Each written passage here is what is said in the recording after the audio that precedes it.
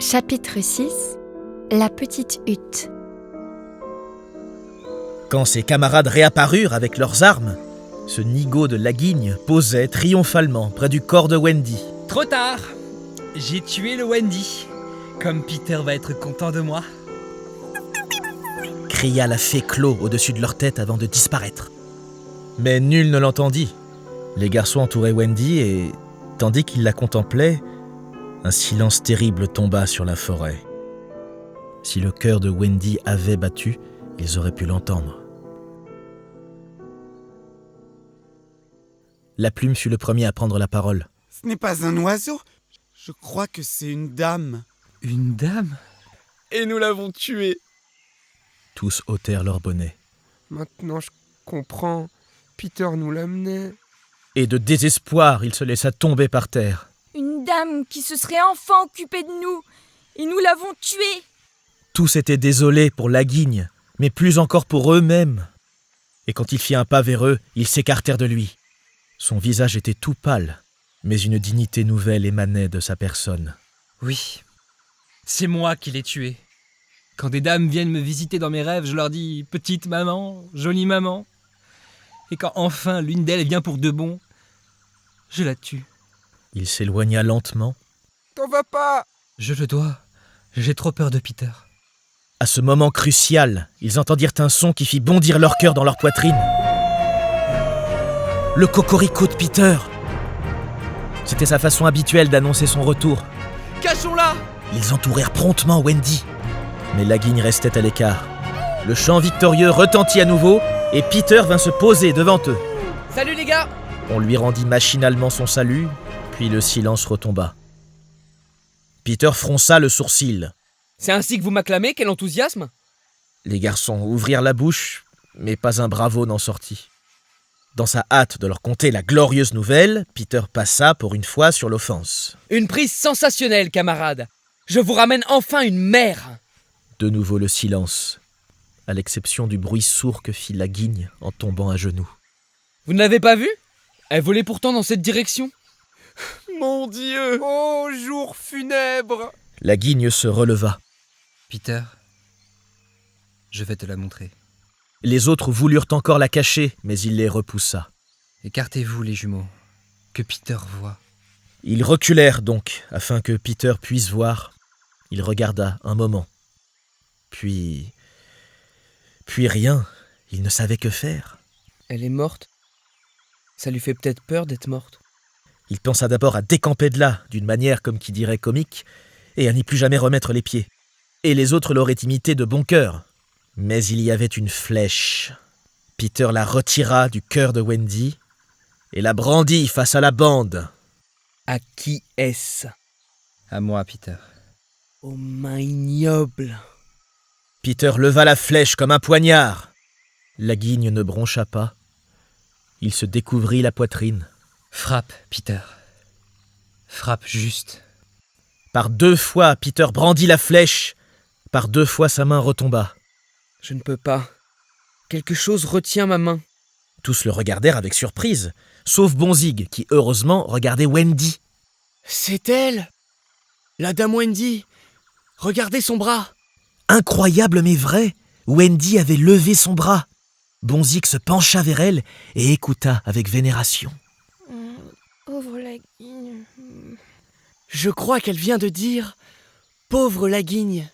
Elle vit. Et la plume s'exclama presque en même temps. La dame Wendy est vivante! Alors Peter s'agenouilla près de Wendy et trouva son bouton. On se souvient que la fillette l'avait suspendu à la chaîne de son cou. Regardez, c'est ce qui a arrêté la flèche. C'est le baiser que je lui ai donné. Il lui a sauvé la vie. Je me souviens des baisers. Montre-le-moi. Oui, c'est bien un baiser. Peter ne l'écoutait pas. Il priait Wendy de se remettre rapidement Wendy, afin qu'il allez, puisse lui réveille-toi. montrer les sirènes. Réveille-toi, Wendy. Évidemment, elle ne pouvait pas encore répondre puisqu'elle était toujours évanouie. Mais une note plaintive vibra dans l'air. Écoutez Clochette, elle pleure parce que le Wendy est vivant. Ils révélèrent à Peter la traîtrise de Clo. Quoi? Jamais, ou presque, il ne l'avait vue aussi fâchée. Écoute-moi, fée Clochette. Je ne suis plus ton ami. Va-t'en pour toujours. La fée vint se poser sur son épaule et plaida sa cause, mais il la chassa d'un revers de sa main. Il fallut que Wendy lève à nouveau le bras. Alors Peter se radoucit assez pour nuancer le verdict. Bon, pas pour toujours, mais jusqu'à la semaine prochaine. Si vous croyez que Clochette en fut reconnaissante à Wendy, détrompez-vous. Bien au contraire, jamais elle n'eut pareille envie de la pincer. Les fées sont d'étranges créatures, et Peter, qui les connaissait bien, leur distribuait souvent des gifles. Et maintenant, qu'allait-on faire de Wendy, dans l'état où elle se trouvait ? Descendons-la chez nous. Oui, c'est ce qu'on doit faire avec les dames. Non, il ne faut pas la toucher. Ce serait lui manquer de respect. Oui, c'est bien mon avis. Mais si on la laisse ici, elle va mourir. Oui, elle va mourir, mais il n'y a pas d'autre solution. Si, construisons-lui une hutte tout autour d'elle. Cette idée les enchanta. Vite, que chacun apporte ce que nous possédons de mieux. Videz la maison, grouillez-vous. En un clin d'œil, ils furent aussi occupés que des couturières la veille d'un mariage. Ils couraient en tous sens, descendaient chercher des couvertures, remontaient ramasser du bois, et tandis qu'ils s'affairaient ainsi, qui apparut, sinon John, suivi de Michael ? Tous deux se traînaient péniblement, s'endormaient debout, s'arrêtaient, se réveillaient, faisaient un pas et se rendormaient encore. John, John, réveille-toi. Où est Nana, John? Et maman? Alors John se frottait les yeux et marmottait. C'est vrai, nous avons volé. N'en doutez pas, ils furent bien soulagés de retrouver Peter. Salut Peter. Salut. Répondit aimablement Peter sans les reconnaître. En ce moment, il était occupé à mesurer Wendy avec ses pieds pour voir sur quelle longueur il fallait construire la hutte, compte tenu de la place nécessaire pour les chaises et la table. John et Michael le regardaient faire. Wendy dort? Oui. John, si on la réveillait pour qu'elle nous prépare le souper? À ce moment, quelques garçons surgirent, portant les branches destinées à la petite maison. Regarde-les. Le frisé, veille à ce que ces garçons aident à bâtir la maison. À vos ordres, chef. Bâtir une maison pour le Wendy. Pour Wendy? Mais ce n'est qu'une fille. C'est pourquoi nous sommes ses serviteurs. Vous? Les serviteurs de Wendy? Oui, et toi comme les autres. Emmenez-les. Les frères abasourdis furent traînés jusqu'au bois pour couper, tailler, porter. Commençons par les chaises et le foyer, ensuite nous élèverons des murs tout autour. Oui, c'est ainsi qu'on construit les maisons. Maintenant, ça me revient. Peter pensait à tout, La plume, va chercher un docteur. À vos ordres, chef. répondit la plume qui partit en se grattant la tête. Mais il savait que Peter devait être obéi. Aussi revint-il au bout d'un moment, coiffé du haut de forme de John et l'air solennel. Ah, excusez-moi monsieur, êtes-vous médecin?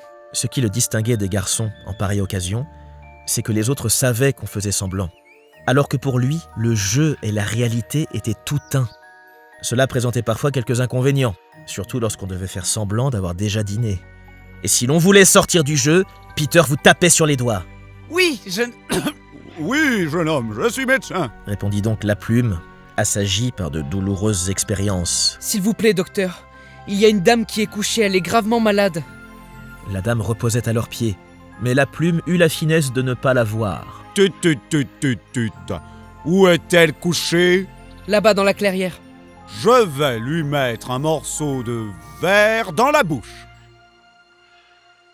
Et il fit semblant de le faire, tandis que Peter attendait. Il y eut un moment lourd d'angoisse quand le docteur retira le morceau de verre. Eh bien, comment va-t-elle? Tut. Ça la guérit. Oh, je suis bien content. Je vous rappellerai dans la soirée, donnez-lui du bouillon de viande dans une tasse à bec. Il rendit son chapeau à John et respira à grands coups, comme chaque fois qu'il venait de l'échapper belle. Pendant toute cette scène, la forêt avait retenti de coups de hache, et l'on avait réuni au pied de Wendy à peu près tout ce qui est nécessaire pour faire une demeure confortable. Si au moins on savait quel est son genre de maison préférée. Peter, elle a remué. Elle ouvre la bouche. Oh, adorable. Peut-être va-t-elle chanter en dormant. Wendy, chante-nous le genre de maison que tu aimerais avoir. Sans ouvrir les yeux, Wendy se mit aussitôt à chanter. Je voudrais avoir une jolie maison, la plus petite qui se puisse voir, avec de drôles de petits murs rouges et un toit à verre moussu. Ce fut une explosion de joie. Ils avaient ramené en effet des branches poisseuses de résine rouge, et le sol était tapissé de mousse. À leur tour, tout en échafaudant la maisonnette, ils se mirent à chanter. Nous avons bâti les petits murs et le toit, et fabriqué une jolie porte. Dis-nous donc, maman Wendy, ce qui te ferait encore plaisir. Et Wendy demanda, avec une sorte de convoitise, « Oh, comme j'aimerais avoir de pimpantes fenêtres. Les roses pointent le nez à l'intérieur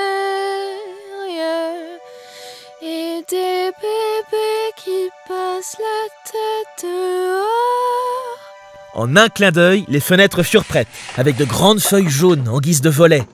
Mais les roses... vite, ils firent semblant de faire pousser des roses magnifiques contre les murs. Et les bébés... Cette fois, ils ne lui laissèrent pas le temps d'en commander et entonnèrent vivement. Nous avons fait les roses, et les bébés attendent à la porte. Nous ne pouvons nous faire nous-mêmes, voyez-vous, car on nous a déjà fait. Trouvant cette idée excellente, Peter prétendit immédiatement en être l'auteur. La hutte était tout à fait charmante. Wendy devait s'y sentir très bien. Peter marchait de long en large, fignolant les derniers détails. Rien n'échappait à son regard perçant. Et quand on crut avoir terminé, il s'écria « Vous avez oublié le heurtoir pour la porte. » Ce reproche les emplit de honte. Aussitôt, la guigne offrit la semelle de son soulier, Tenez, ma semelle. ce qui faisait un excellent heurtoir. Cette fois, plus rien à redire, pensèrent les garçons. « Erreur, erreur grossière !» Je ne vois pas la cheminée. Il en faut une. C'est absolument indispensable. Son intervention donna une idée à Peter. Il cueillit le haut de forme sur la tête de John, Et hop. le défonça d'un coup de poing et le déposa sur le toit. Ravi d'être pourvu d'un élément aussi essentiel, la petite hutte se mit à fumer en guise de remerciement. Maintenant, c'était fini pour tout de bon. Il ne restait plus qu'à frapper à la porte. Tâchez de vous tenir comme il faut.